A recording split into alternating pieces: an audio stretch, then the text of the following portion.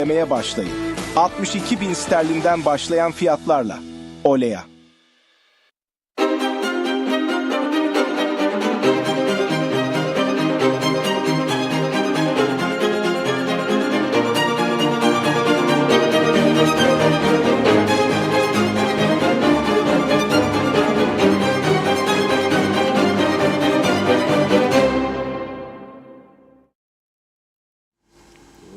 Merhaba sevgili izleyenler, Gündem Uzar programında Diyalog Medya Grubu Genel Yayın Yönetmeni Reşat Akar'la birlikte sizlerleyiz. Bugün ele alacağımız konuları sizlere sırasıyla aktarayım. Evet, ilk olarak Kıbrıs Sağlık ve Toplum Bilimleri Üniversitesi'nde devam eden sahte fatura ve diploma soruşturması kapsamında Güzelyurt Tapu Dairesi'nde görevli 38 yaşındaki Erkan Krallar tutuklanarak Güzelyurt'ta mahkemeye çıkarıldı. Kralların 300 dolarlık hediye için tutuklandığı iddia ediliyor. Bu arada üniversite yönetimi bir öğretim üyesinin tam zamanlı kadroya atanması konusunda da hatalı bir işlem yaptığıyla ilgili inceleme başlatıldığını açıkladı. Tabii günlerdir Güzelyurt'taki Sağlık ve Toplum Bilimleri Üniversitesi'nde meydana gelen sahte diploma ve sahte evrakla vurgun olayı konuşulurken geçtiğimiz yıl içinde Gazi Mausa'daki Adakent ve Batı Üniversitesi'ndeki soygun ve yolsuzluk iddialarıyla ilgili sonuçların henüz ortaya çıkmadığı da konuşuluyor.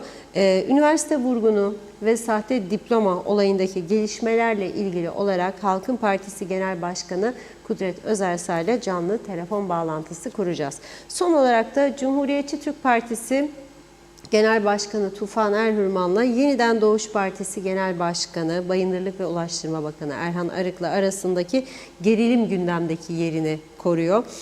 Arıklı bugün yaptığı paylaşımda CTP Milletvekili Ceyhun Birinci'yi ırkçılık yapmakla suçladı. Detaylarını vereceğiz. Hepsi ve daha fazlasıyla sizlerle birlikteyiz. Evet, buyurun Reşat Bey. Evet, herkese hayırlı günler dileyerek başlayalım. Çok şükür şimdilik yayına başlarken Facebook, Instagram çalışıyor. Yani dün biliyorsunuz yayın başladıktan kısa bir süre sonra Facebook ve Instagram bağlantıları kopmuştu. Ama bizi izleyicilerimizin zaten ezici bir çoğunluğu televizyonlardan izliyor ya da radyodan dinliyor ya da YouTube'dan dinliyor. Yolu var ama tabii Facebook izleyicileri de bizim için önemli. Bugün inşallah bir kesinti olmaz. Tabii bugün çok konuşacak önemli konularımız var. Parmak basmamız gereken konular var. Bazı unutulmuş gibi görünen olaylarla ilgili hatırlatmalarımız olacak.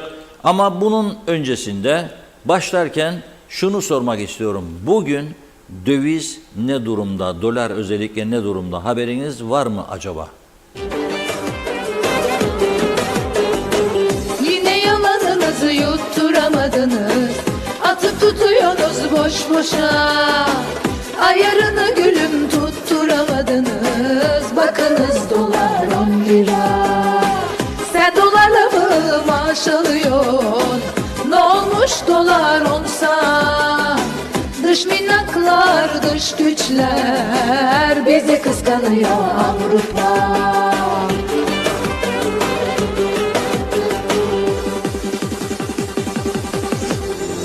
10 lira, 10 lira, dolar oldu 10 lira. Kıskananlar çatlasın, dolar oldu 10 lira.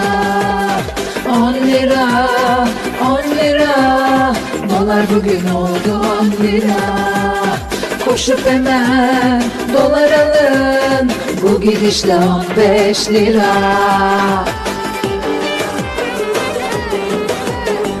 Tarif edeyim, öğreteyim sana, sade suya makarna. Gazı yaktın mı kol gibi fatura, evde geziyoruz kabanla. Gavur dediğiniz bozuk parasıyla hesap ödüyor boğazda. Sen de burada porsiyonunu küçült, rezil ol çoluk çocuğuna.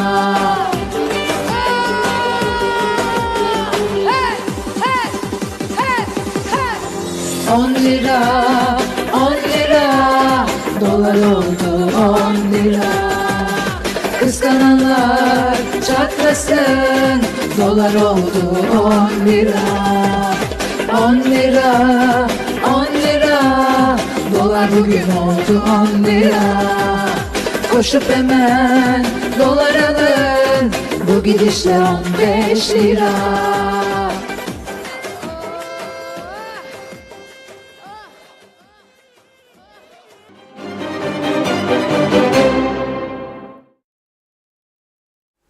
Evet, bu tabii normal şarkımız değil, açış şarkısıdır bu.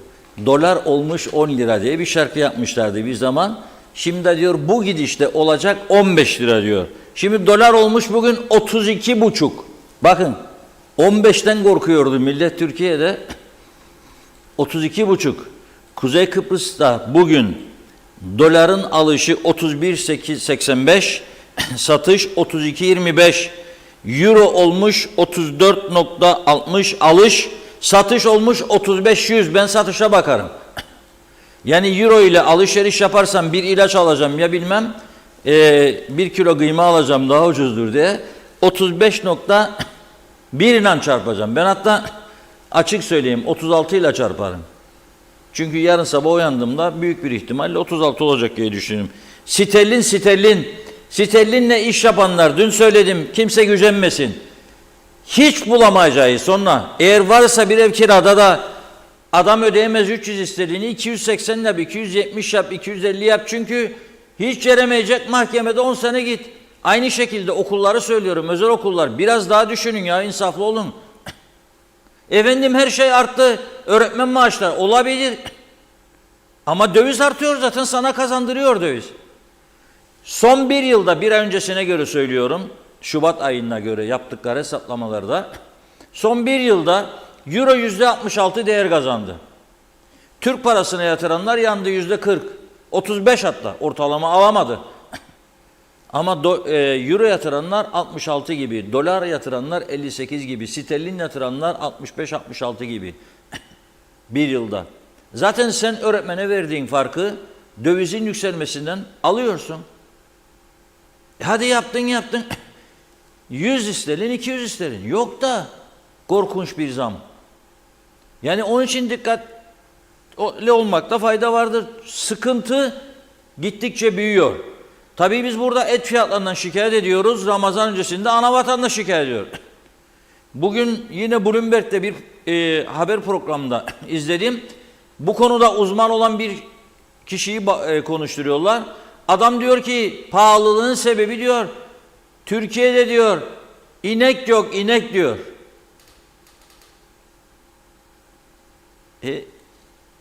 İnek yoksa çoğaltmak lazım inekleri, azsa yani.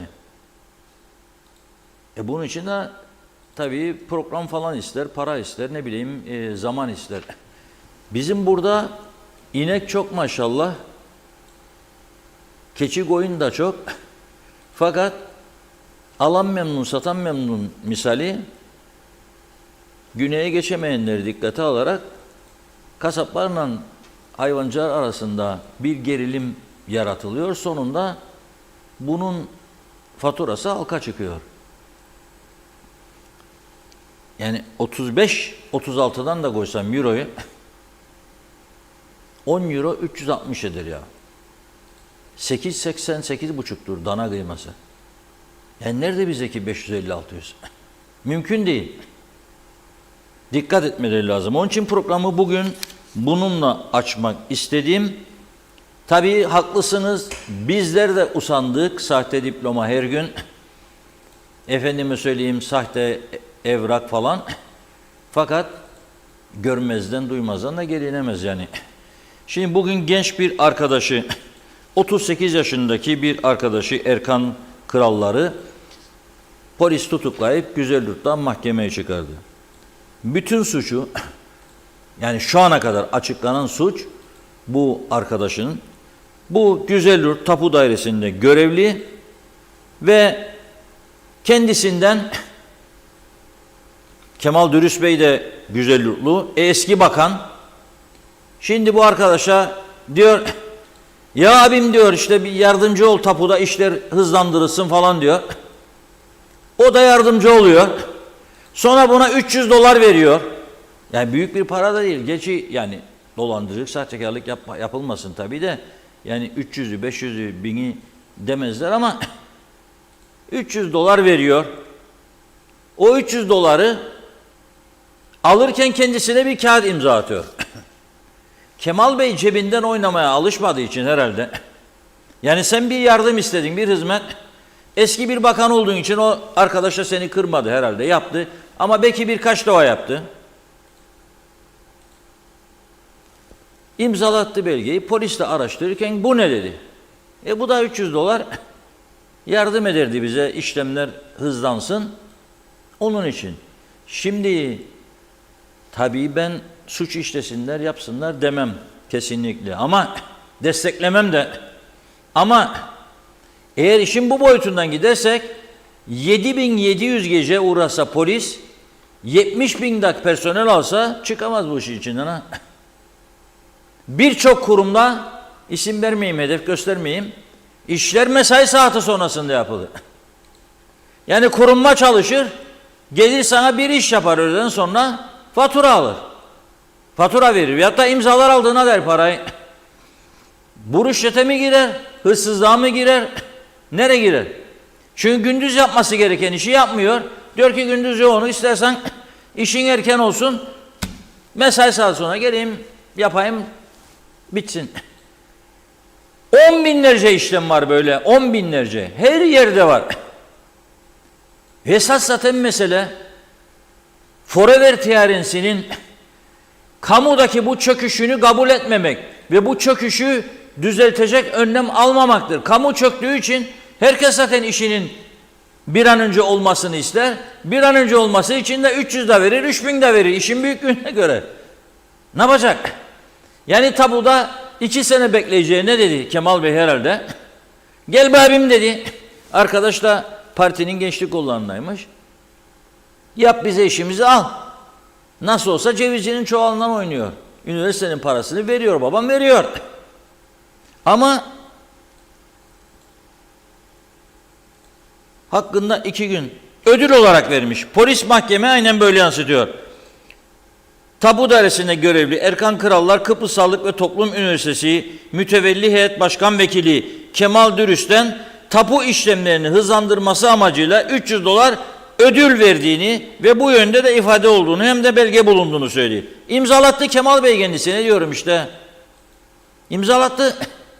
Hadi abim yap bu işimizi dedi. O da eski bakan, sayın emriniz olur sayın bakanım dedi. Yaptı. Acaba bunun için mi diyorum herkes bakan olmak ister bu ülkede? Milletvekili seçildin bakan. Yahu bilmiyorsun bu işi. Bilmiyorsun. Yani Kemal Bey mesela Milli Eğitim Bakanlığı yaptığında en iyi eğitimci miydi de yaptıydılar kendisini, ya da ardından ulaştırma ne ilgisi var? Eğitiminle bayındırlık ulaştırma ne ilgisi var? Karayolu uzmanlığı ister, havacılık ister, denizcilik ister. Hiçbir şey yok. O yaptı, ben de yaparım. Demek ki bir önemi vardır ki bu ısrarla milletvekili oldum, bakan olacağım, bakan olacağım, bakan olacağım. Kartviziti basacağım ve diyeceğim ki Bayındırlık ve Ulaştırma Bakanı veya Milli Eğitim ve Kültür Bakanı. Bitince o kartı, klişesi duruyor zaten. Eski Milli Eğitim ve Kültür Bakanı dersin, gene gittiğin bir yerlerde verirsin. Hele Türkiye'de çok mutebedir bu iş. O sayın bakanım, 100 sene geçse, üstünden adamın ömrü olsa, yani 100 sene geçse sayın bakanım derler. Mesela 50 sene önce adam bakanlık yapmış, şimdi gelmiş 80 yaşına. Sayın bakanım dediğinde 35-40 yaşındakiler der ki hiç biz böyle bir isim duymadık der. Nereden sayın bakan? Siz bilmezsiniz, çocuksunuz derler. 30 sene 40 sene önce yapmıştı. İyi adamdı derler. Onun için o da kartvizit taşır. Buradakiler de şimdi copy paste, anayı kopya ederek aynı şeyleri geçmişte anladı, hep böyleydi. Şimdi bizde de milletvekili oldun, bakan. Bakan da olunca karşındakiler gelip çekecek, sayın bakanım der. Tabii bakanlık bitti ama gene sayın bakanım der. Diyor ki zanlının aynı şekilde 500 dolar ve 1000 euro aldığı yönünde bir şüphe var diyor. Araştırıyoruz. Tabii şüpheyle bir adam kelepçelenmez, onu da söyleyeyim ben, ama 300 doları aldığını garantiye bağladı polis ki kelepçeleyerek götürdü. Şimdi burada benim esas söylemek istediğim ne bilir misiniz? Kemal Dürüst Bey'in suçlandığı dava sayısı bir tane daha artacak demektir. Artması lazım. Bugün programdan önce bir deneyimli avukat arkadaşımla konuştum. Dedi ki, okudu bana yasayı, ilgili maddesini. Rüşvet vermek veya rüşvet vermeyi teşvik etmek, teşvik edici olmak rüşvet almasını birinin alandan daha fazla suçlu sayılır dedi. Hatta yani daha az değildi yani suçu. Yasalarımıza göre vermek veya almasını teşvik etmek suçtur.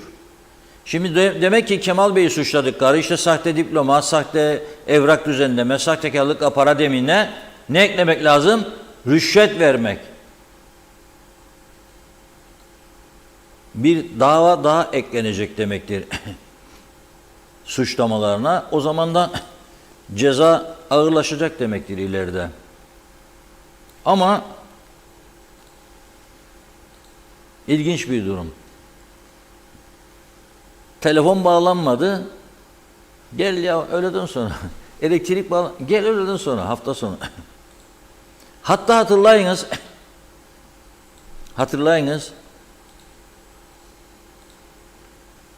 Kozan'da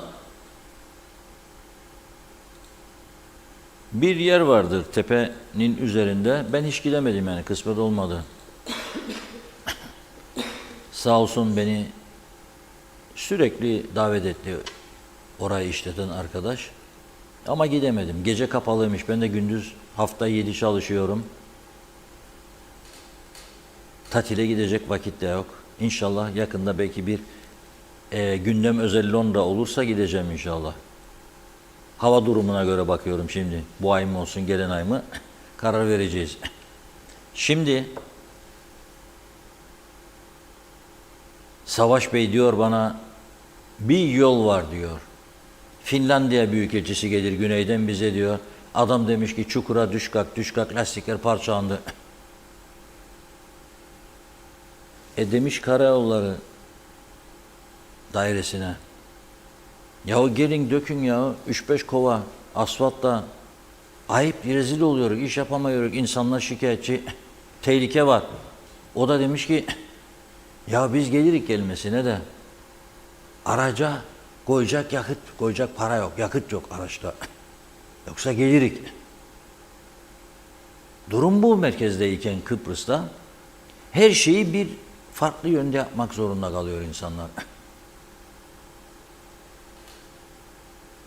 O yüzden esas yargılanması gereken bu ülkenin sağlıksız sistemidir. Ya da olmayan sistemidir. Bunun yargılanması lazım. Çünkü bir ülke, ya bir aile, bir şirket, bir çalışma yöntemiyle yürür, sistemiyle yürür. Bu ülkede yoktur böyle bir şey. Yoktur. Kiminin telefonu bir ayda bağlanır, kiminin telefonu 1,5-2 yılda bağlanmaz. Kiminin köy yolu 6 ayda yapılır, kiminin köy yolu 10 senede yapılmaz.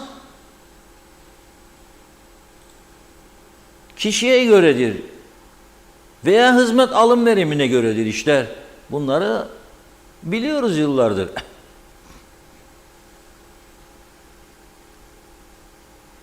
Bu arada bu üniversitenin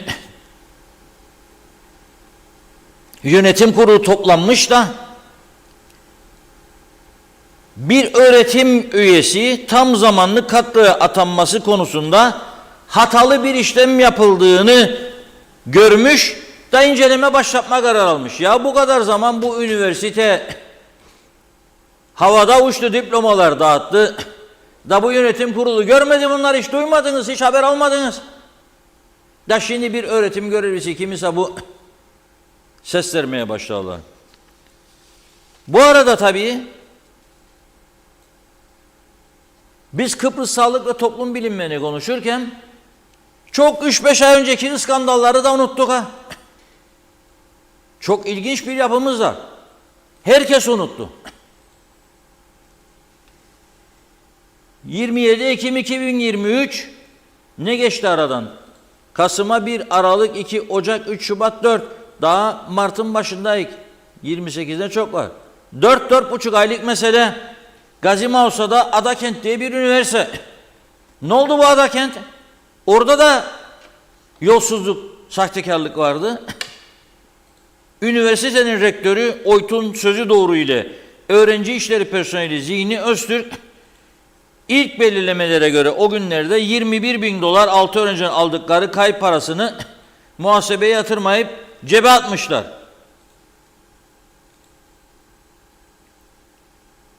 Sonradan bu üniversitenin rektörü dedi ki daha vardır dedi. Ne kadar? Daha dedi. Bir hale itiraflarda bulundu. Miktar 21.000 dolardan çok daha yüksek rakamlara çıktı. Kefaletle serbest bırakıldılar. Şimdi bu üniversite devrede mi değil mi? Öğretim veriyorum vermiyor mu? YÖDAK, MÖDAK, ÖDAK gidip bunları kontrol etti mi be kardeşim? Bakın buradan söylüyorum. Veyahut da Milli Eğitim Bakanlığı veyahut da Maliye Bakanlığı. Bakın bugün beni bir deneyimli yeminli mali muhasip aradı. Sabahleyin numarası bilmezdim, açtım. Kendini tanıttı, söyledi. Tanıdığım bildiğim de bir isim. Dedi ki bizim bir yasamız var. Üniversiteler, eğitim kurumları vergiden muaftır. Çünkü ben burada dün demişim ki dedim, bu dedim Serdal Gündüz Bey'in dedim. Vergi listelerinin adını bulamadım. Ben üniversiteyi söylemedim. Üniversiteler muafızsa da buna bir çare bakmak lazım. İlk açıldığında muaf olabilirdi. 35'e çıktıysa sayı ne muafiyeti? 35'e çıktıysa sayı bu sektörün karlı olduğunu gördükleri için geliyorlar, açıyorlar. Burası üniversite değil mi? O yasayı da gözden geçirmek lazım. Ey yüce meclis! Memleket parasızlıktan sürünür. İnsanlar markete gider, ekmek alıp almamayı düşünür. Burada siz gelir getirici önünüzde çok önemli imkanlar var. Kımıldamıyorsunuz arkadaş. Ama ben dün onu söylemedim. İyi oldu beni araması Murakip Bey'in. Ben dün bir üniversitenin aynı zamanda KKTC vatandaşı olan direktörünün vergi listesinde adını bulmadığımı söylüyorum. Yoktur. Maaş alıyor oradan. Peki bu maaş gösterilmiyor mu vergi dairesine? Onu sordum. Vergi dairesinin yapacak çok işi var. Para istiyorsunuz. Polisin karakolunu tamir edecek param yoktur diyorsunuz. Lefke Mahkeme binası 6 yılda ancak bitti. Lefkoşa'da eski polis müdürlüğünü mahkemelere verdiğiniz bitemiyor bir türlü. Yollar çökmüş vaziyette. Kaynağa ihtiyacınız var. Bu konuyu da mesela özellikle savcılıkla, yargıyla konuşmak lazım. 28 Ekim 4 ay 5 ay geçti. Ne oldu? Kaç sene sonra görülecek bu dava? Ne hükmü kalacak eğer 2 sene sonra görülürse? Bakın ardı arkası geliyor ama. Nasıl olsa unutulacak, kapatılacak deniliyor şimdi. Ben bugün araştırma yaptım. Dedim ya bir dakika ama biz de unutuyoruz ha bazı olayları. Günlük bir yılın haberin içinde unutmaya başladık. Olur mu ya dedim öyle şey bir yap bakalım araştırmanı. Yaptık bizim yayınları bir taradım. Bir de buldum. Adakent'ten sonra ikinci skandal gene Mausa'da Batıkent bu da var. O da Kasım 2023. Ne oldu? Orada da Batıkent Üniversitesi'nde Mali İşler Müdürü 450.000 liralık vurgun iddiasıyla tutuklanmış. 350.000 Türk lirası 3.000 dolar parayı kendi hesabına çevirmiş. Ayrıca okul için alınan 4 adet cep telefonu ve matchbox'u satarak 7.350 Türk lirası para almış. Ve sordu kendisine polis, bu nedir dedi. O da demiş ki patronların haberi vardı. Belki cep telefonundan haberi vardı. yema para. Ben bunu niye söylüyorum biliyor musunuz? Denetimsiz bırakıldığı için söylüyorum. Denetimsiz. Ha bunu söylediğim için de biliyorum bazıları rahatsız oluyor bundan. Ama istediği kadar rahatsız olsun. Daha önce bir gün gazetede bir manşet attık, yardımcı olalım diye. Kayıt dışı kurum, kuruluşlar ve şahıslar kayıt altına alınırsa bu ülke kurtulur dedik. Kaçak büyük dedik. Böyle bir manşet attık. Aynı gün akşamı sen bunu atan ha dediler bize. Beklediler herhalde, haber aldılar benim ayrılmam. Ben buradan geç vakit çıkarım her gün. Bu övünme pay için söylemem ya, aslında ayıptır her gün bu kadar geç çıkmam ama bitiremiyorum işlerimi. Hareketimden yarım saat sonra telefon alıyorum. Sosyal sigortaların Çalışma Bakanlığı müfettişleri buraya geldi. 4 kişi birden. Allah dedim. Silahlı mı geldiler dedim. Ben şaka yaparım arkadaşlarla. Silahlı geldilerse teslim olun dedim. Neymiş? Bir. Götür bakalım, senin çalışma izin var mı? Götür bakalım. Ben her zaman söylüyorum, gene söylüyorum. Adanın varsa bir benzeri buyursun. Varsa. Bütün ödemelerimiz muntazam, düzenli, her şeyimiz gayet altında, temiz ve titiz bir çalışma içerisinde bütün çalışanlarımızın elinde istediği anda alabileceği maaş portfosu ve sorgulayabileceği rakamlar. Sosyal sigortaya ihtiyaç sandığında. Yoksa böyle rahat konuşabilir miyim ben burada? Ama ne yaptılar? Bir. Yaparlarmış bizim personel. Ben o gün bugündür çağrı yaparım. Geliniz diyorum. Gündüz gelin. Ben de geleyim. Bırakayım 2 saat işi. Bir sanayi bir gezelim birlikte. Kaç bin tane bulacaksınız? Gelemiyorlar bir türlü. Şimdi bu 2 tane üniversiteden size zaten mesaj geldi.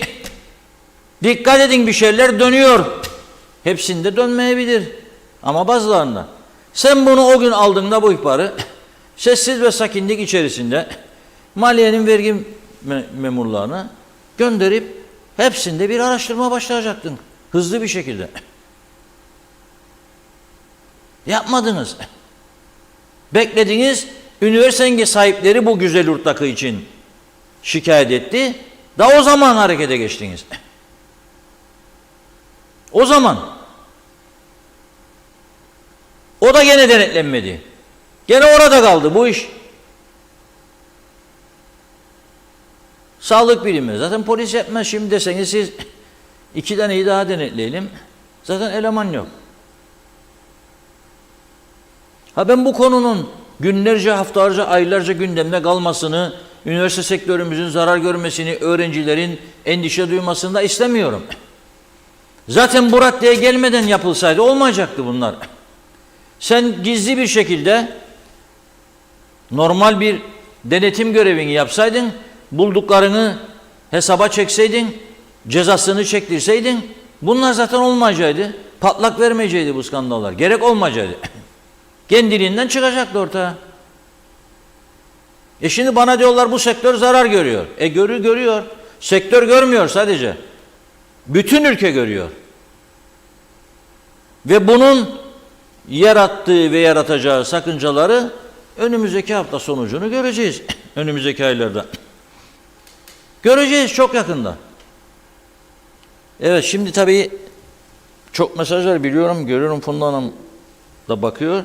Ama Kurtlar Özersay'la da bir bağlantımız var. Bağlayıncaya kadar arkadaşlar başlayalım. Siz böyle çok hızlı bir şekilde, anlaşılır bir şekilde başlayın.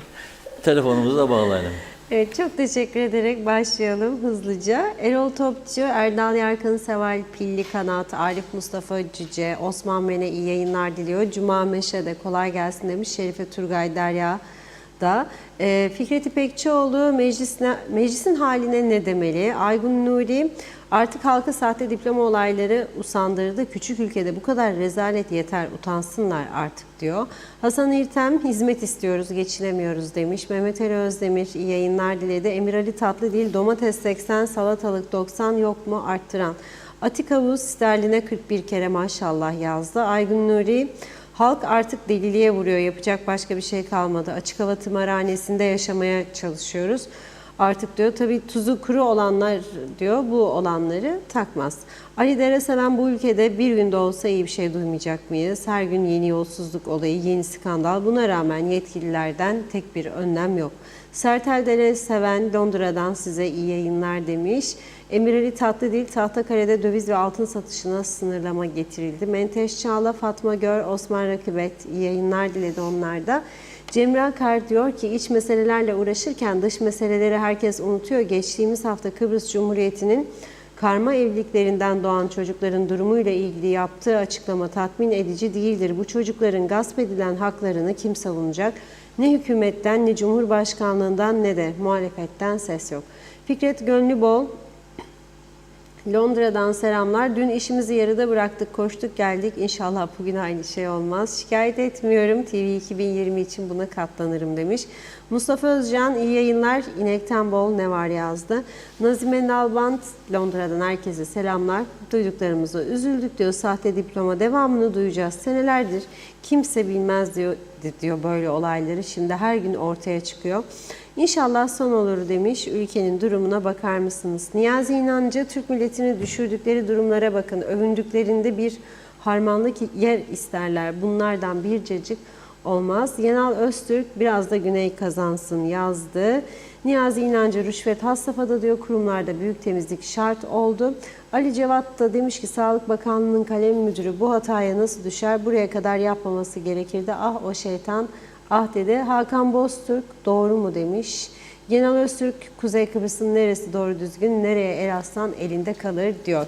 Evet bu arada telefon bağlantımız hazır. Kudret Bey hattımızda bekletmeyelim. Hoş geldiniz yayınımıza. Merhaba.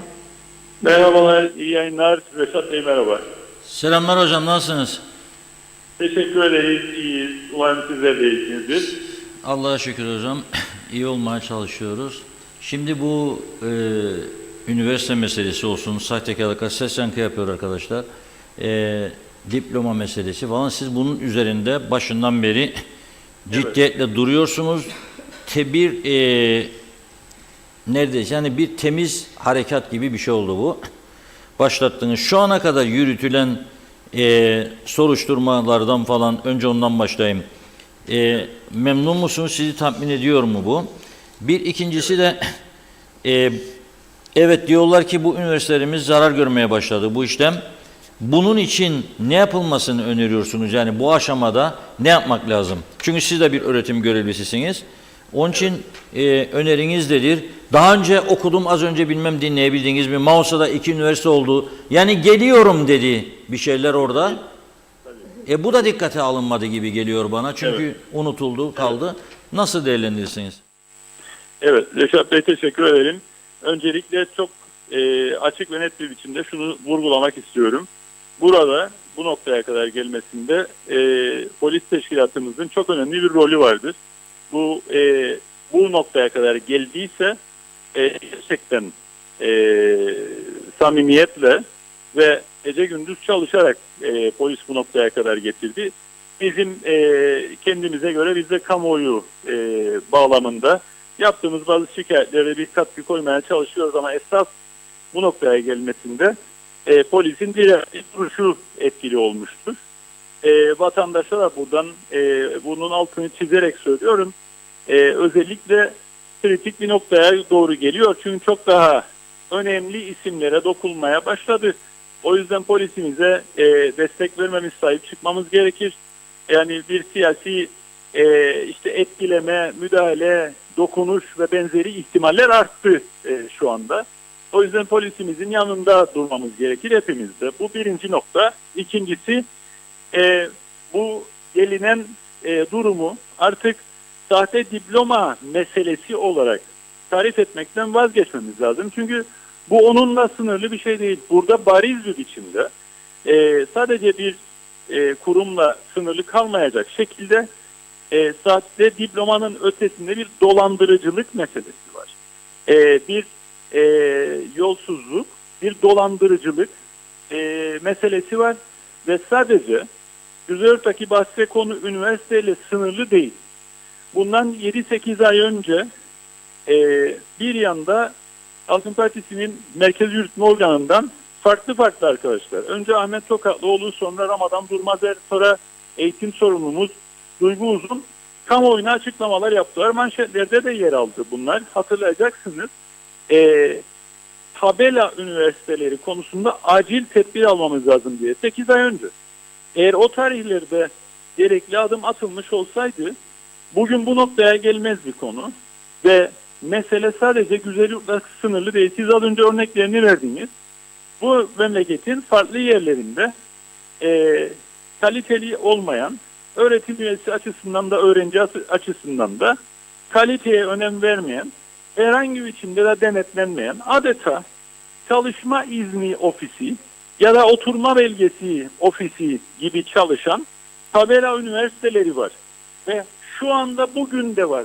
Ve bugüne kadar bu skandal ortaya çıktıktan sonra herhangi bir şekilde daha farklı bir biçimde denetim yapılmadı bu kurumlarla ilgili olarak. Hiçbir adım halen daha atılmadı. Hiçbir şey halen daha da söylenmedi.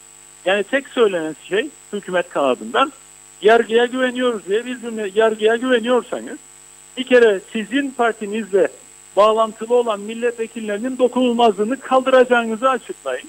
İkincisi de ne yaptınız şu ana kadar? Hiçbir şey yapılmadı Reşat Bey.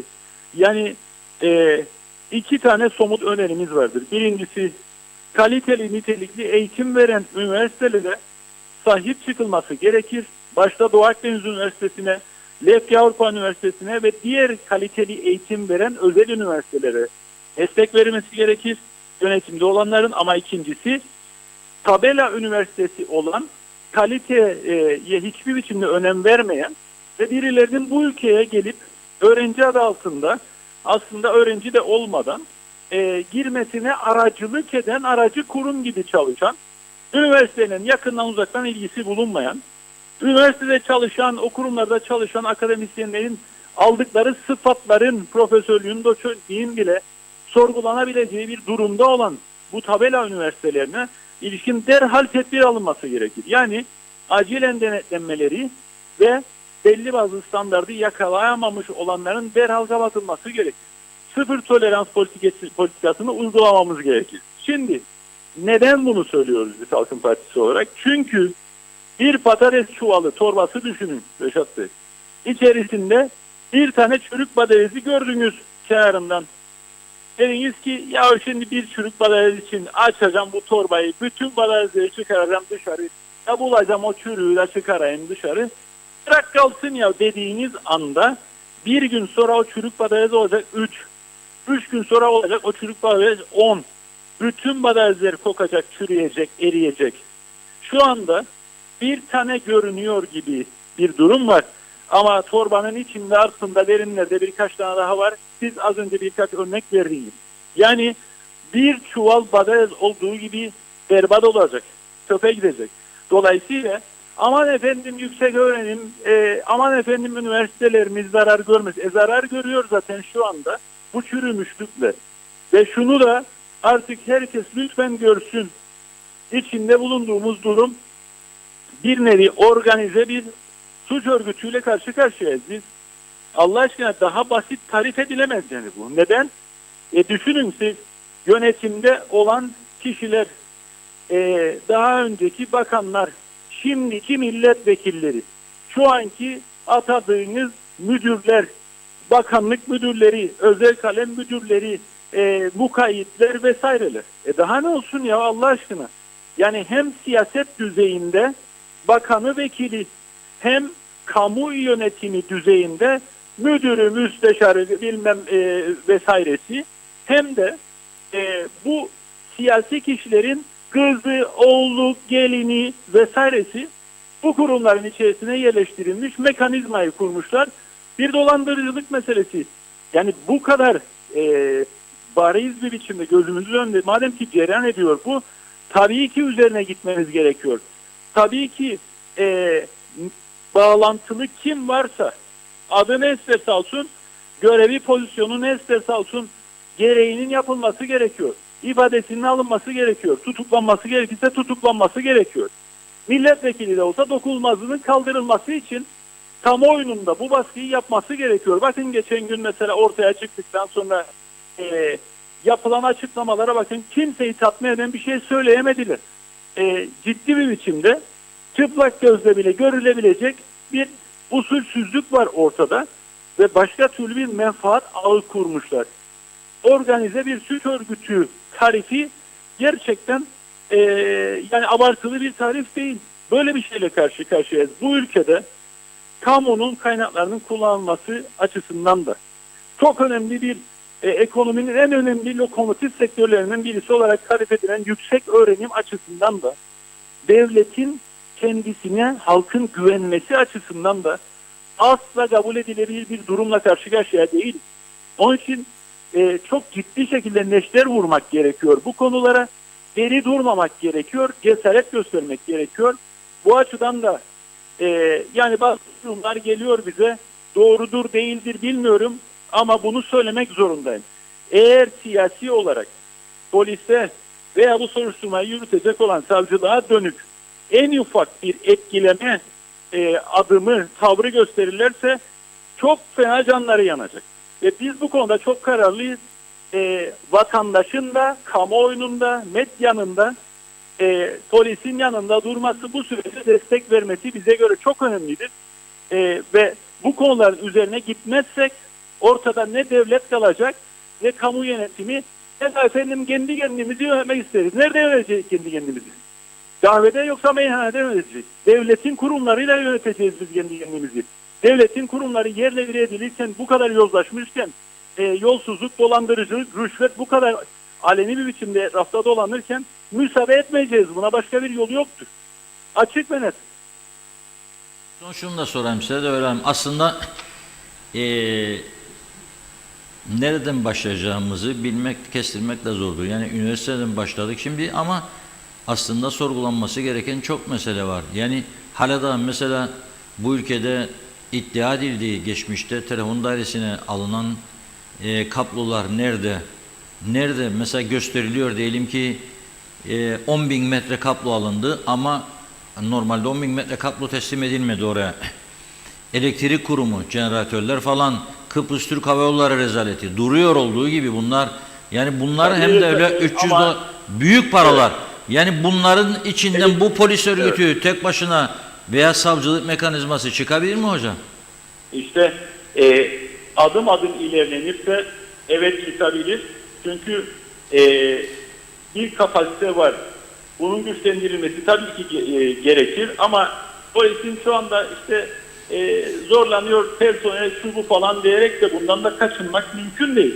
Elektrik kurumuyla ilgili Halkın Partisi olarak biz o 20 milyon dolarla ilgili, uğratılan zararla ilgili bir suç duyurusuna bulunduk. İfadelerimiz alındı. O soruşturma devam ediyor ve savcılığa muhtemelen gidecek bu soruşturma günün sonunda.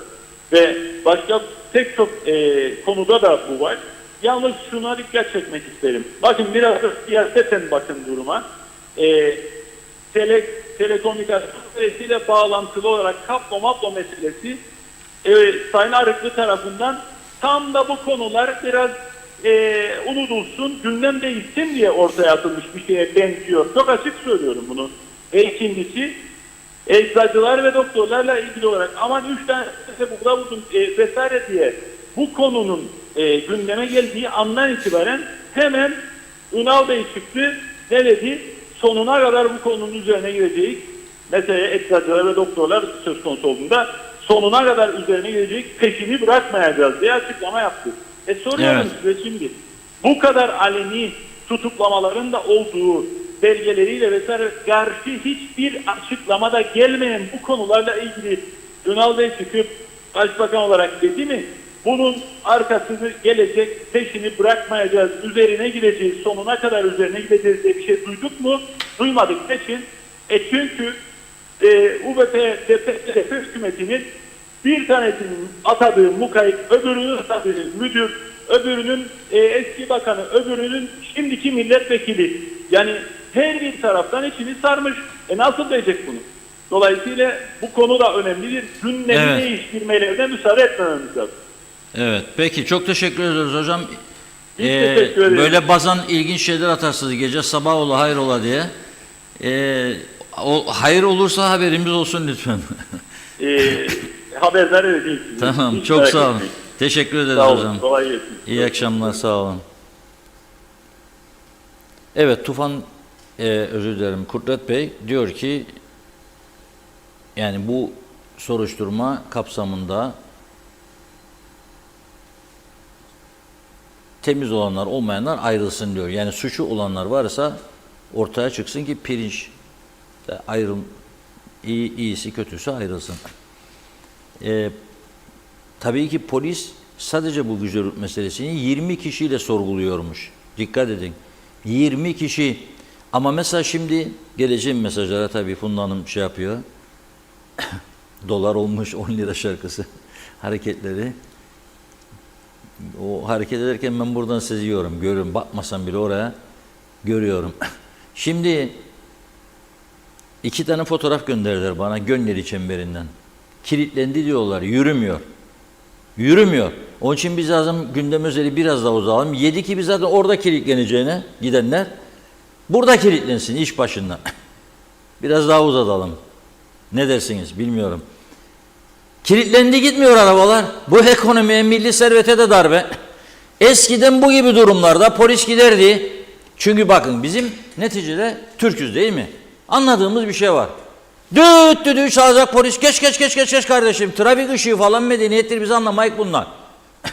Çünkü kırmızı yanar gene geçmeye devam. Bu da yeşildeki adamın hakkını yiyorsun. Yeşil yandı geçemiyor adam. Şimdi sanayiden çıkanlar da oraya hücum ediyor. Sanayiden gel bakalım.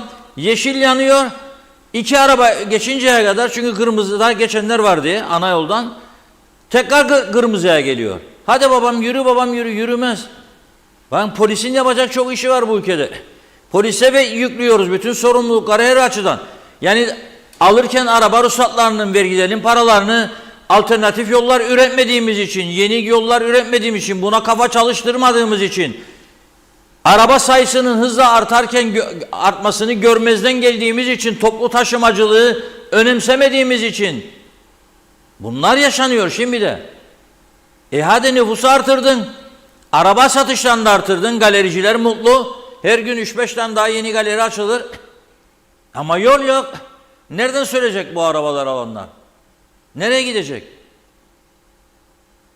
Buna bakmaları lazım. Bu son derece önemli. Bu da polisin işi şimdi. Nasıl gidecek polis? Adam yok. Evet, buyurun Funda Hanım. Hemen kaldığımız yerden devam edelim. Celal Harun'da kalmıştık. Diyor ki ülkede zam yağmurları sağanak halinde yağıyor. Çalışanların, emeklilerin, dar ve sabit gelirli tüm kesimlerin alım gücünün çok büyük oranda gerilediği bir dönemde UBP-DP-YDP hükümetinin elektriğe, tüp gazı, akaryakıta ve diğer temel tüketim maddelerine, fiyatlarına uyguladığı zamlar kabul edilemez. Bu zihniyet insafsız, vicdansız ve de sorumsuz bir zihniyettir. Adı halk düşmanlığıdır. Yapılan zamlara sessiz kalmamalıyız yoksa arkası devam edecektir. Bu sebeple bu zamlara dur demek ve hükümeti protesto etmek, eylem yapmak için toplanıp bu zamlardan rahatsızlık duyan ve tepki koymak isteyen tüm halkımızı eylem yapmaya davet ediyoruz. İsmail Paça, rezillik demiş, başka bir şey değil. Ali Cevat, Reşat abi diyor saat 5-6'ya kadar bana hiçbir iş yaptıramaz kimse. Sizi dinlemekle meşgulüm demiş, iş yok.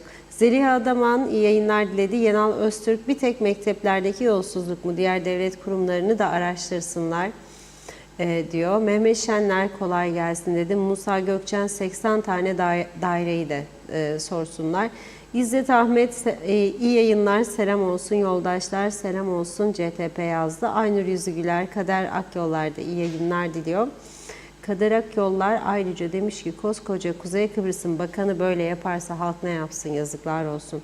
Ali Keleş, Şenol Tatlıcıoğlu iyi yayınlar dedi. O gün Zeybekoğlu yasalar ve kurallar herkes için vardır. Bu kurallara ve yasalara herkes uymuş olsa Kuzey Kıbrıs cennet adası olurdu. Sayar Aker selamlar demiş. Din iman deyip yolsuzluk yapanlar gün ışığına demir attılar. Diyalog TV'de kulakları çınlattılar. Teşekkürler Reşat Akar. Cemener, önemli bir hatırlatma yapmak istiyorum. 6 Nisan 2017 tarihli Sözcü gazetesinde röportajınız yayınlanmıştı. Rahmi Turan siz ve Sayın Besim Tibuk'la görüşmüştü. Manşet dünyada rüşvetin olmadığı tek ülke Kuzey Kıbrıs Türk Cumhuriyeti olarak atılmıştı. Bu yazıyı Google'dan arayan herkes bulabilir. Sorum şu, Reşat Bey sizce bugün aynı manşeti atabilir miyiz? Söyleyeyim Evet, buyurun. Hemen cevap vereyim. Rahmi Turan benim Günaydın'da muhabirlik yaptığım ve temsilcilik yaptığım dönemde genel yayın, önce yazı işleri müdürü sonra genel yayın yönetmenimizdi. Çok iyi dostluğum oldu kendisiyle, abi kardeş gibi. Bir ara Kıbrıs'a gelmişti Sözcük'te olduğu dönem. Günaydın tabii çoktan kapandı.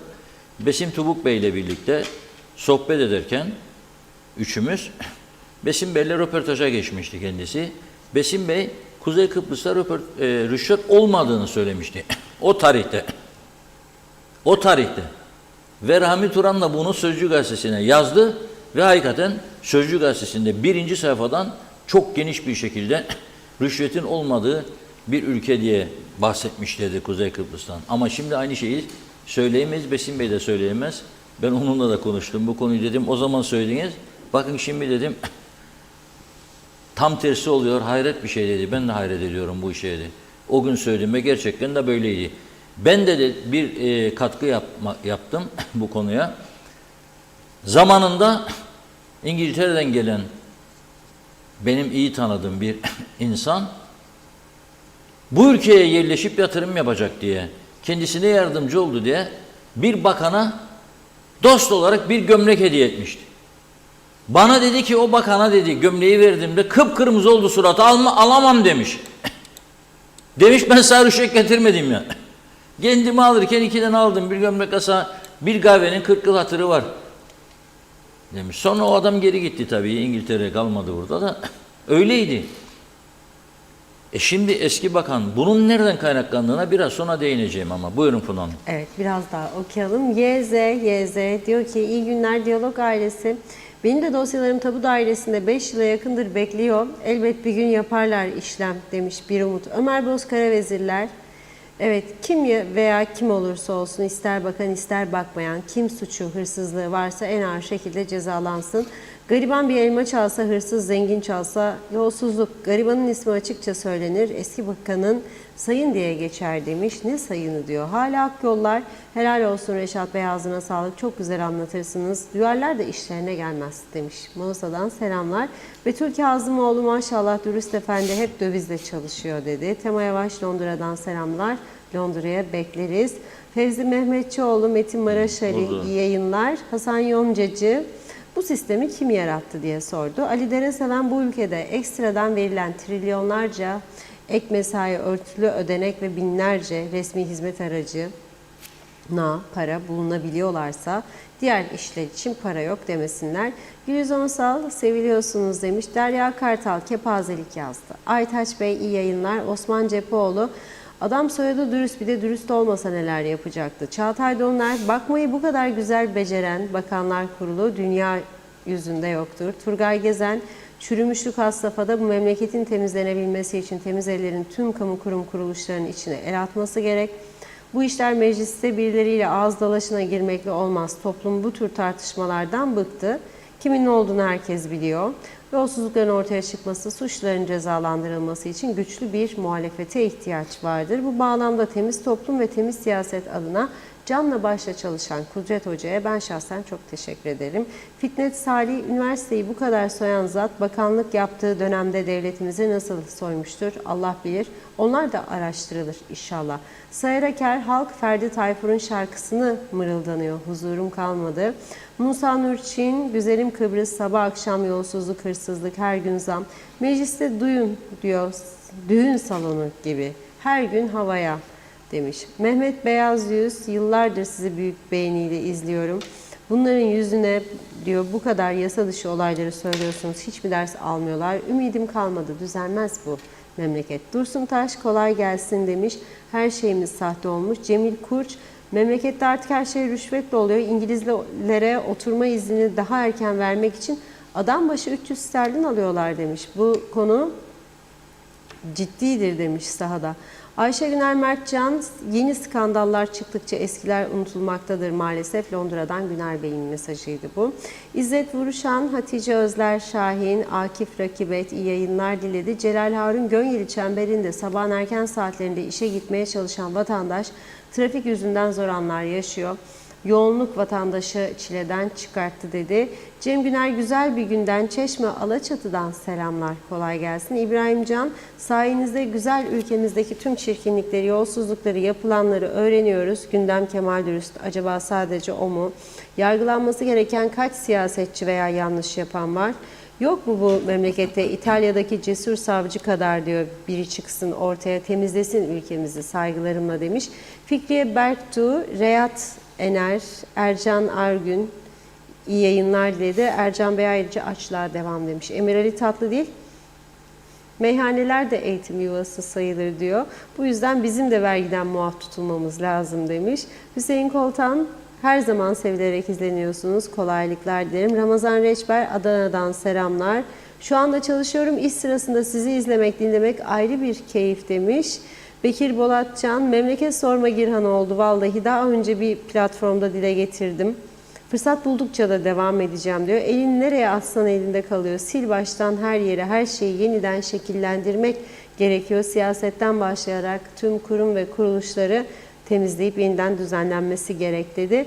Aynur Uysal Tuncelli de biraz da Merkez Bankası'nın yeni aldığı karardan bahsedin.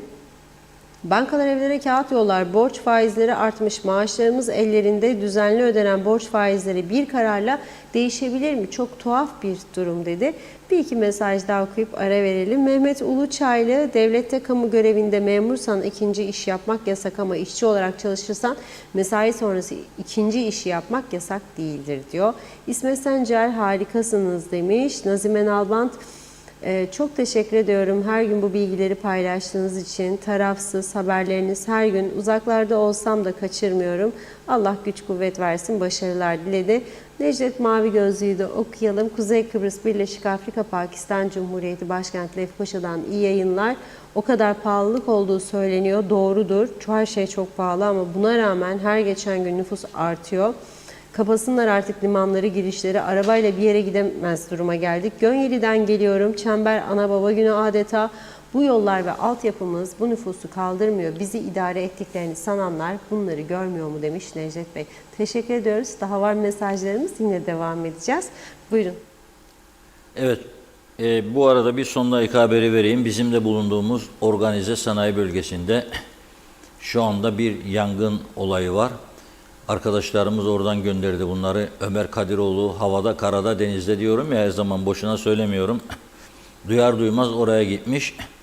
Işıl Mobilya'da meydana geldiği söyleniyor yangının. İtfaiye bütün gücüyle orada. Allah korusun. Bakın bir iki defa da beni eleştiren oldu bazı arkadaşlar. Nereden bilirim? Yani yangın çıkarsa bütün Lefkoşa yanacak diye. O sözümü aradan epey zaman geçti, bir daha söylüyorum. İnşallah olmaz diyordum ama oldu. Ve inşallah büyümeden önlenir. Çünkü o Işıl Mobilya'ya yakın olan yerlerde bütün kaldırımlar inanılmaz araba atıkları, çöpler, pisliklerle doldur. Yolun yarısını dahi kapattıkları halde hiçbir insan, hiçbir kul gidip müdahale etmiyor. Hiç kimse. Hani vardı ya bir zamanlar İstanbul'da Boğaz sırtlarında çıkıp işgal ederlerdi, villa yaparlardı, satarlardı ve belediye zabıta gittiğinde silah sıkarlardı, zabıtayı geri çevirirlerdi. Devletin üstünde güçler vardı. Hatırlarsınız değil mi? Çok gazete manşetlerinde yer alırdı. Burada da şimdi yasa dışılığa karşı kimse şey yapamıyor, önlem alamıyor, yürüyemiyor, üstüne durduruyorlar. Ya korku mu veriyorlar? Başka bir meselem var, ben çözemedim bu işi. Her gün, her gün, her gün. Dün inanmayacaksınız. Hep de üzerine vuruyorum, ne yapayım yani, işte öyle denk geliyor Allah'ın işi. Ben Diyalog Medya'ya geldiğimde yanımızda da Yolcu Limited var, çiçek satar. Şimdi iyi ki çöp bidonun üstünde yolcu diye de yazıyor. Bizimle diyalog diye yazıyor.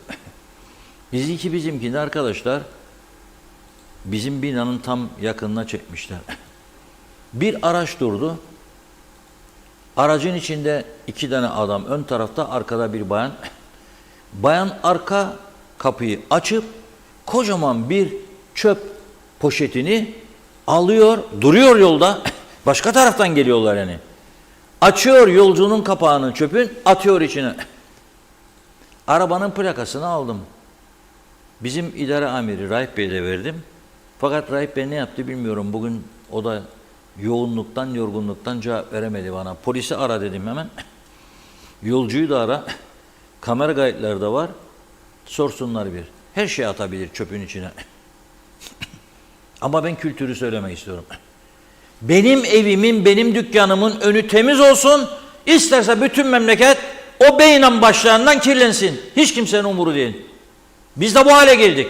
Yani şimdi evet yolsuzluk mu eriştiriyor ama biz de bu hale geldik. Ya Kudret Bey bakan olduğunda kendi aracıyla gidip gelmeye başladı bakanla. Kaç kişi alkışladı kendisini? Güzellur'da gitti arkadaşlarıyla. Makam arabasından gitmedi diye bakan olduğu dönem Dışişleri Bakanı. Sandalyeyi savurdular. Bulunduğu kafeteryanın içerisine de yaralayacaklardı kendisini. Koruma yok, şoför yok. Ama korumalı gidenlere bunu yapabilir mi? Yapamaz. Biz de bozulduk toplum olarak. Kabul edelim bunu. Ya ne hakkından, üstelik bir bayan ineceksin arabadan kocaman bir çöp şeyi zor kaldırdı. Açtı kapağı, attı içine, beyleri de otur önde. Ben tabii el salladım onlara ama görmezden gelip sürdüler gittiler. Ama bu her yerde böyle. Her yerde böyle. Bunları esas işte o yüce meclis oturup gece gündüz bunları konuşması lazım. Ne oluyor bu? Nereye gidiyor? Nasıl durdurabiliriz bunları? Ne tür cezalar getirebiliriz? Şimdi bu sanayiden ben çok korkarım. Her taraf pislik, çöplük içerisindedir. Hiç kimsenin de umurunda değildir. İş yeri sahiplerin çoğu kendileri zaten kirletiyor, atıyorlar sokaklara çöpleri. Ve kendinden biraz uzağa, diğer taraf kirlensin, benimki temiz kalsın, ben çıkarcılık falan filan filan. Ben söylemekten yoruldum. Belediye açıklama yaptı, Lefkoşa Belediyesi kaldırımlarda kalan eskimiş, kayıttan düşmüş arabaları ya kaldırırsınız ya kaldıracağım dedi. Ve ceza keseceğim size dedi. Ne oldu? Bir tane araba kaldırılmadı sanayideki kaldırımların üzerinden. Yüzlerce vardır, yüzlerce. Ve para toplayacak belediye. Sen suya ne zam yapan ya? İnsan ödeyemiyor zaten insanlar. Suya yapacağına gel bunları kaldır, topla parayı, kes cezayı. Yok. Onun için ben yangın gördüğümü sanayide korkarım. Yağmur gördüğümü korkarım. Kaç defa sular altında kalma tehlikesi atlattık? Kaç defa? Ama yüce meclis şimdi bir ırkçılık tartışması başlattı. Dün vermiştim Tufan Erurman'ın konuşmanı. Şimdi bugün de Sayın Arıklı kendi konuşmasının videosunu paylaştı. Ama paylaşımlarına sürüyor. Tufan Hoca meclisteki konuşmasında terbiyesiz veya terbiyesizler diye bir kelime kullanmış mecliste. Bu 2 gün pazartesi ve salı meclisin gündemi oldu.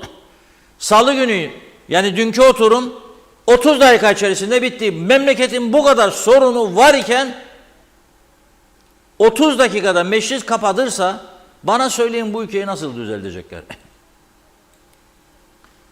Şimdi dün Facebook kopması falan da oldu. Arıklı'nınkını da verememiştik, yoktu elimizde. Şimdi bugün o da açıklama yaptı. Ama vermezden önce Tufan Hoca'ya vereceğim yine. Sonra Arıklı'nın ona cevabını vereceğiz. Ama bugün Tufan Hoca CTP Girne Milletvekili Ceyhun Birinci'ye doğrudan ırkçılık suçlaması yapıyor. Buna bugünün en son haberi. Sosyal medyadan paylaşım yapıyor. Yani bu gerilimli hava devam ediyor demektir. Onun için dün Tufan Hoca'nın önceki gün dün mecliste yaptığı konuşma, ardından Arıkkı'nın ona verdiği cevap ve ardından bugünkü bu paylaşıma gelmek istiyorum. Çünkü bunun devamı iyi bir şey olmaz. Nereye takıldım ya? Senin yazdığın halta takıldım. Bu kadar gayri ciddi olacaksın, bir daha üstünden çıkacaksın Meral. Gayri ciddisin. Senin yazdığın abuk subuk şeyleri okurum 2 saattir. Abuk subuk, saçma sapan, kimseye sormadan kendine bir halt zannederim. Neyi anlattın be 20 defa? Aha okurum sana buradan. Başkan boşuna sinir olmayın. Ne için sinir olmayın? Hayır bakanlık Ne şovu be? yapacak. Şov senin olduğun yerde başka kim Bakanlık şov yapacak? yapacak insan mı bunlar Ha, ya? İşte her zamanki halin. Şovmen. Ya ülkeyi yönetecek insan değil ki bunlar. Yaptığın hiçbir halta ilişkin Değmez. verecektir. Hadi. Bütün Hadi hepsini be. öğrendirin. Hepsini. Elini körmeden. Böyle bakanlık olursa Dönüp aynı şeyler aynı hikaye. Hayır adam. Konuşma da. Hala da hala. Şovmen. Terbiyesiz. Ha bu terbiyesizleri bu memlekette siz bu hale getirdiniz. Yaptığı hiçbir haltı denetlemeyeceksiniz. Ağzına geleni yazacak buraya. Burada söylediğiyle yazdığı birbirini tutmayacak ve hala daha bu sistem devam edecek. Ne için?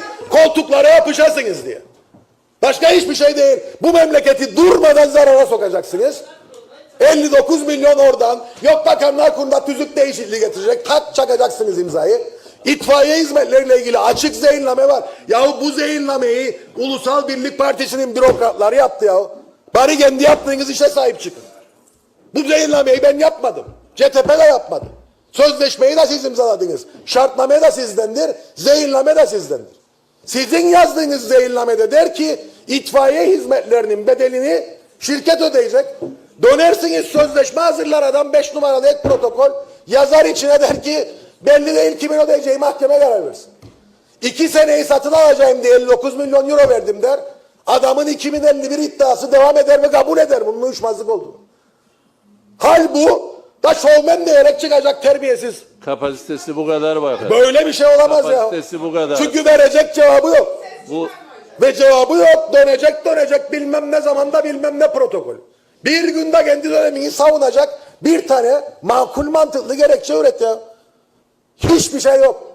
Ve hala daha burada gayet rahat sanki karşısındakilerin hepsi salaktır. Bir kendi akıllı. Ağzına geleni söyleyecek. Yani bu terbiyesizliğin hududu yok. Ve bundan sonrası da arkadaşlar bundan öncesi gibi de olmayacak. Dün burada tatsız tartışmalar oldu.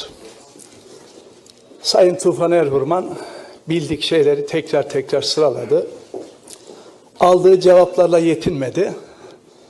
Ve işi 2-2,5 saatlik bir irada çevirdi. Neticede kendisini uyarma ihtiyacı hissettim. Aynı şeyleri defalarca açıkladığım halde tekrar tekrar temcit pilavı gibi söylüyorsun dedim. Netice itibariyle her pazartesi 62. maddeye dayanarak 2-2,5 saate varan uzun konuşmalarla şov yapıyorsun dedim. Sayın Tufan Erhurman da buna karşılık şov yapmak kötü bir şey değil. En azından benim anlayışıma göre bana terbiyesiz dedi.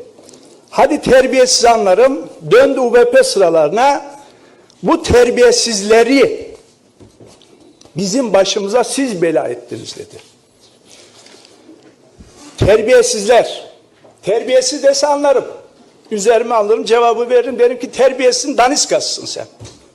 Ama terbiyesizler derken kimi kastediyorsun? Neyi kastediyorsun? Çoğul kelimesini neye dayanarak söylüyorsun? Kimi kastettiğini açıklamak zorundasın.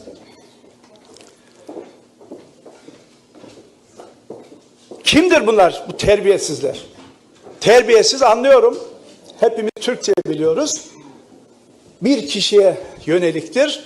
Ama terbiyesizler derken neyi kastettin onu açıkla. Ben burada yokum. Bir sürü aşağılayıcı ifadeler kullanıyorsun. O lafların hepsini sana misliyle iade ediyorum. Misliyle.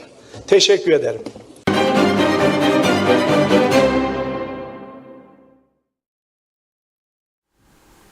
Evet, Erhan Arıklı da cevap verdi Tufan Erzurum'a.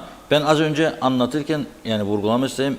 Erhan Arıklı Bey, CTP Girne Milletvekilini Ceyhun Birinci'ye bugün sosyal medya paylaşımında ırkçılık suçlaması yaptı. Şöyle diyor, başlığı da ırkçı Ceyhun'dur diyor. Dün mecliste bir tartışma yaşandı.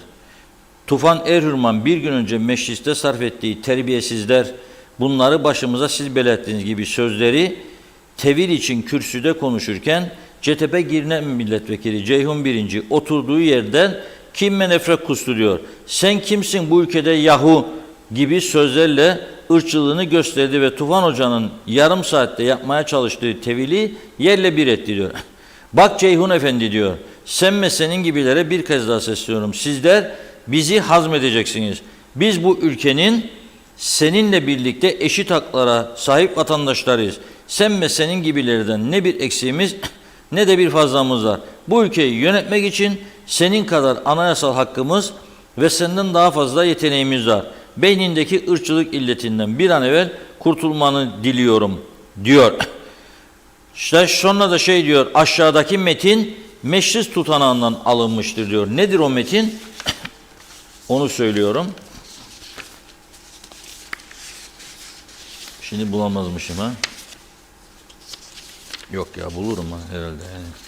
Bu kadar da olmaz bulmayayım.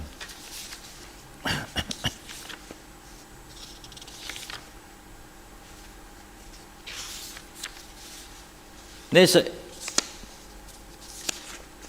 Ceyhun Bey'in söylediklerini mecliste hoca alıp şey yapıyor, paylaşıyor. Dünkü konuşma, onu almamışım yanıma. O diyor, bir şey söylüyor Tufan Erzurum'dan konuşurken, Ceyhun Bey oturduğu yerden ona cevap veriyor. Ama bu paylaşımın altında çok sayıda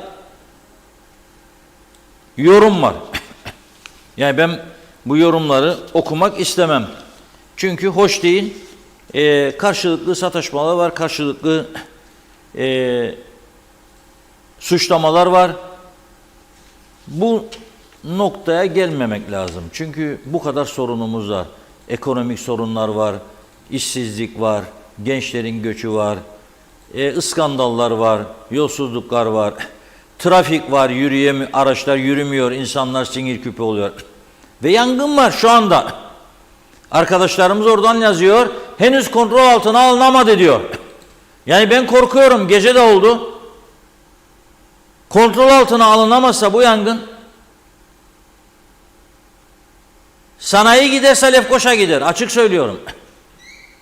Çünkü sanayide yüzlerce Avrupa'da kaza yapmış, Avrupa'da kaza yapmış ve Kıbrıs'a getirilmiş depolarında yakıt bulunan yüzlerce araba vardır.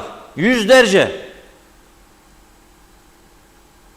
Yani bu yangın bir arabaya falan sıçrarsa durum vahim olur diyorum. Neyse, arkadaşlarımız getirdi. Erhan Arıklı demiş ki dün bana mikrofonda sesimi kıstılar. Tufan Erzurum'un al işte demiş. Ceyhun Birinci de evet veriyorum demiş. Arıklı mikrofonda kıstılar habire arkadan bana kapasitesiz diyor. Ceyhun Birinci sen kimsin bu ülkede yahu diyor. Erhan Arıklı ulan kapasitenin kadevisini versem sen bile kapasiteli olursun diyor. Ceyhun Birinci veriyorum diyor. Hep burada aynı iş yapılıyor sürekli. Başkan da diyor ki hiç hoş konuşmalar değil bunlar. Sayın vekiller lütfen diyor. Evet, yani meclisteki durumu. Biz ne bekliyoruz? Hizmet bekliyoruz. Ama maalesef hizmet yerine bunları izliyoruz. O yüzden birikmiş sorunlarımızı nasıl çözeceğimiz konusunda gerçekten ben bir vatandaş olarak endişeliyim. Ama kime mikrofon uzatsak halktan, kime sorsak herkeste bir şikayet vardır.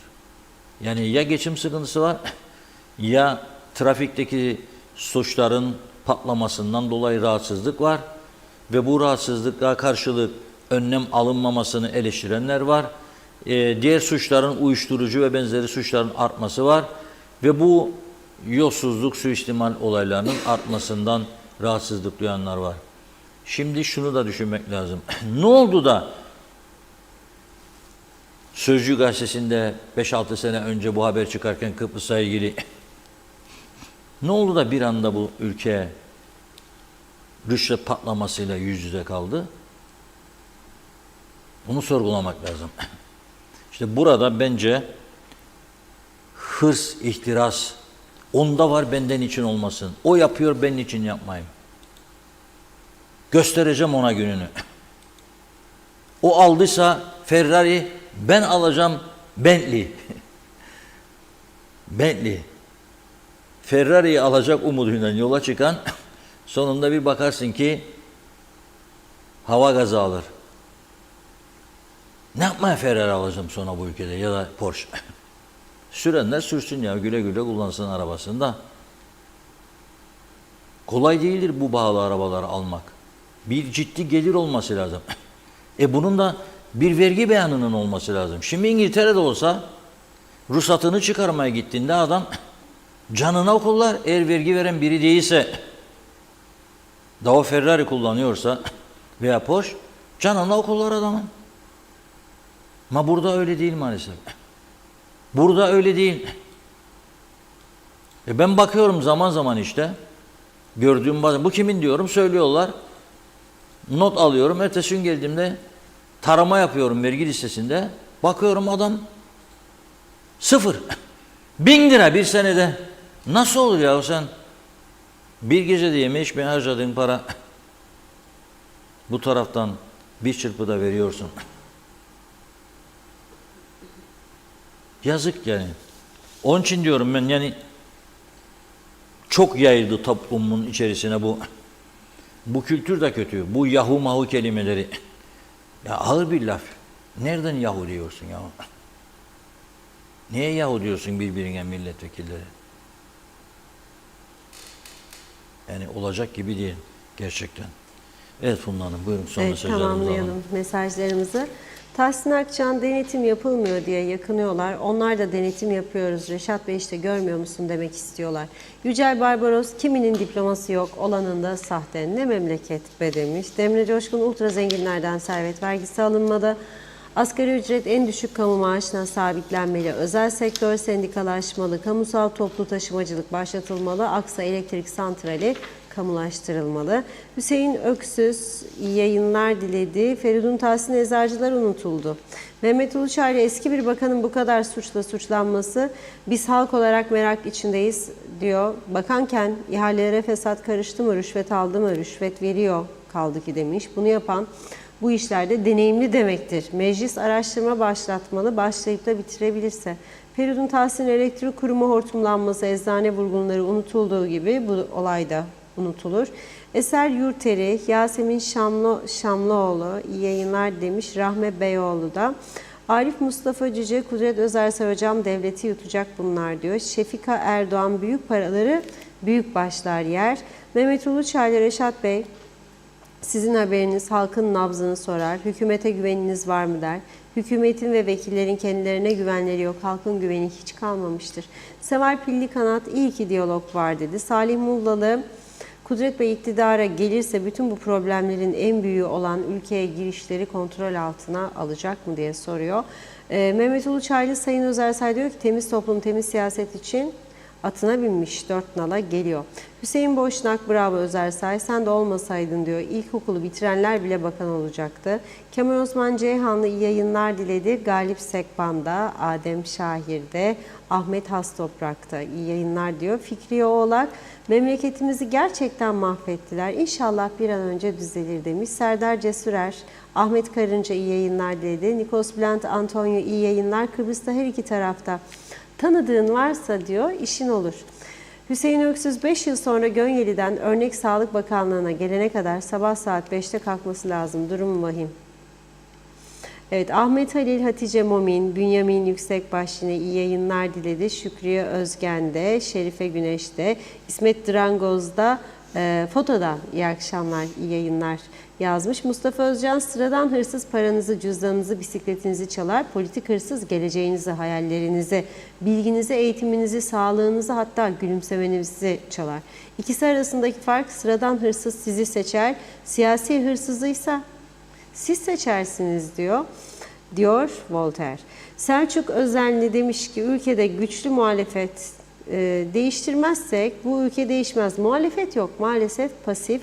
Oya Gürel Osman, deprem sonrası tamirat gereken binalar için hala bir şey yapılmadı. Ne oldu, neyi bekliyoruz demiş. Ramadan Süleyman, memleketi mi bıraktılar? Kaç Kıbrıslı kaldı Kıbrıs'ta? Şerife Güneş, yetişkinlerin bu davranışları küçücük ilkokul çocuklarındaki yansımalarını görseniz keşke okullarda. Çevreye duyarlılık yok, saygı yok, yapılan bir yanlış olunca utanma ya da mahcup olma yok. Çocuk toplumda ne görürse onu yapıyor. Çok üzücü. Süleyman Ege, müziklerini türkü koy, biraz kültür koksun, müziklerini güzel demiş. Türküler bir başka. Derviş Kahraman, Allah aşkına hangisi bir işe yarar? Hiçbiri. Sadece kendi nefislerinin peşinde koşan, sözde milletvekili olmayan gereksizler demiş. Yüksel Öner, Kıptek Yeşilyurt 6 aydır sokak lambasını yapmadı. Her gün zam yapmayı biliyorlar. Utanmaz Kıptek demiş. Ancak koltukta oturup yüksek maaş alıp kahve içip evlerine gidiyorlar. Bir an önce özelleştirme olmazsa halk hizmet alamaz, saygılar dedi. Hasan Nihat Erduran, BM'nin 60 yıllık ambargolu hayaletleri cümleten iyi akşamlar. Fuat Kahraman da diyor ki, Kuzey Kıbrıs Türk Cumhuriyeti Parlamentosu'nda amaç belli, sadece koltuk kavgası. Daha neyin gündemi demiş. Bakıyorum yeni gelen Dürü Çörekçioğlu, bu ülkede diyor çözüm olsun veya olmasın tek çare çıtı pısısız diyor UBP'siz Kudret Hoca'nın liderliğinde bir hükümet dedi. Evet, Salih Taşkın Yaradan'a kul, yangın var diyor, Işıl Reklam, Işıl Mobilya. Geçmiş olsun dileklerimi iletmek isterim. Aileye iyi yayınlar dilerim dedi. Hasan Nihat Erduran da aynı şekilde. Şöyle bir sayfayı yenileyeyim, yeni gelen mesajlara da görelim. Evet, Bülent Dizdarlı yazmış. Girne'den Lefkoşa'ya istikamet itfaiye araçları çıktı. Acaba size taraf mı giderler diyor. Halil Arslan, evet 93 model arabam sol direksiyon diye sigorta 4.000 lira demiş. Ulus Barani, mecliste Arıklı'nın sesini kıstılar diyor. Hepimiz gördük demiş. Erhürman Arıklı ki diyor, Arıklı Erhürman konuşurken avaz avaz bağırıp duruyordu dedi. O kısmını ben okumayayım şimdi. Evet, Necdet Mavi Gözlü, vergi dairesi süper araba alanlara tabii ki hesap sorsun ama birinci Afrikalılardan başlasınlar. Nereden buldu, nasıl aldı? Ömer Bozkara Vezirler 2018'den belli. Ben yönetemem bu ülkeyi. UBP, DP, YTP'dir yöneten. Çok iyi kapasiteleri var. O yüzden bu durumdayız. Kabak keserler demiş. Yüksel Öner Hasan Bey'e yazmış. Evet, son olarak da Gökhan Saraç'ı görüyorum. Erhan Başkan'a yapılan konuşmayı kınıyorum dedi Gökhan Bey'le. Teşekkür ediyoruz. Şimdilik tamamladık. Buyurun.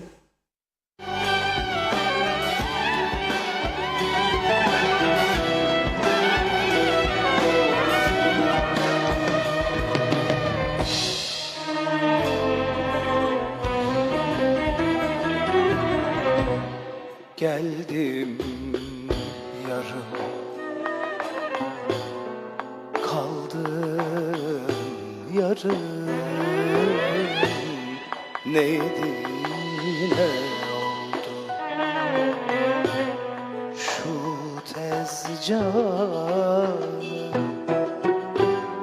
ertelendim hayattan, sevdim yarım derken bugün olmazsa olur yarım, kendinden kaçan yarim keskin bıçak? Nerede bende o yürek yardan cayacak? Kendimden kaçar yarim keskin bıçak. Nerede bende o yürek yardan cayacak? Hep köşe bucak. Ben bu dünyayı anlayamadım. Niyetlendim de altından kalkamadım. Ah, kendimden kaçan yarim keskin bıçak. Nerede bende o yürek yardan cayacak? Kendimden kaçan yarim keskin bıçak. Nerede bende o yürek yardan cayacak? Hep köşe bucak.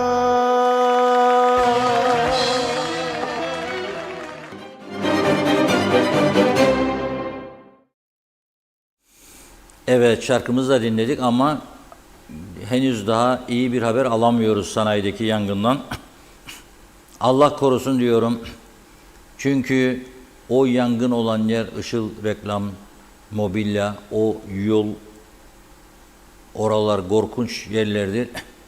Ve üstelik sanayi odasına da yakın yerlerdir. Ha, bankalar falan da var. Ve sanayi odasının gözünün önünde olan, ki bu bölge adı üstünde sanayi bölgesi, hem Sanayi Bakanlığı sorumludur hem belediye buradan çok yüklü miktarda aylık faturalar gönderiyor bize. Çöp toplama, aydınlatma falan filan. Fakat dediğim gibi elle tutulur, gözle görülür bir şey yok. Çünkü belediyenin çöp kamyonları eskimiş, toplayamıyorlar. İçeride 750-770 kişi var ama dışarıda çalışacak fazla eleman yok. Bulamıyorlar. Afrikalı çalıştırmaktan da çekiniyorlar, eleştirilecek diye. O yüzden buralar çok kötü durumda. Bir ülkenin ekonomisinin kalbi burada. İddia ediyorum. Önemli mutfakçılar, alüminyum çerçeveciler, kapıcılar, reklamcılar, ototamirciler, mermerciler hep burada. Fakat ihmaller kurbanı. Ben Lefkoşa'nın Rum kesimindeki sanayi bölgesine de gittim. Vallahi utandım. Lefkoşa'nın Köşkçilik Mahallesi'ni gezer gibi. Çok temiz, pırıl pırıl. Onun için öyle nutuklar falan kolaydı. Bakın Berlin'de dediler. Şimdi Cumhurbaşkanımız da orada. Cumhurbaşkanımız Antalya'dan geldi. Sağ olsun ertesi günü belli etti. Bir yığın temas, tetkik falan, inceleme ve konferans dediler. Sonra baktık bir konferans sonrasında neyseydi onu anlamadım ben ama fuardan fotoğraflar geliyor. Kaç gündür? Turizmcilerin mesajlarını da okudum. Umut verici. Güzel gelişmeler oluyor diyorlar. Fakat bu taraftan turist buraya geldiğinde biz nasıl bu ülkeyi gezdireceğiz turistlere? Yani gösterecek neyimiz kaldı? Onu düşünüyorum. Buna önem vermek lazım. Ve inşallah dua ediyorum bu yangın daha da büyümeden söndürülür. Çünkü durum vahim. Arkadaşlarımız orada Doktor Bülent Dizdarlı da yazdı. Şimdi Girne'den buraya itfaiye araçları çıkmış. Düşünün başkent Lefkoşa'nın itfaiyesinde buraya yetecek kadar itfaiye aracı yok. Ya daha büyük bir yangın olsa. Girne'den çıkıp gelecekler buraya.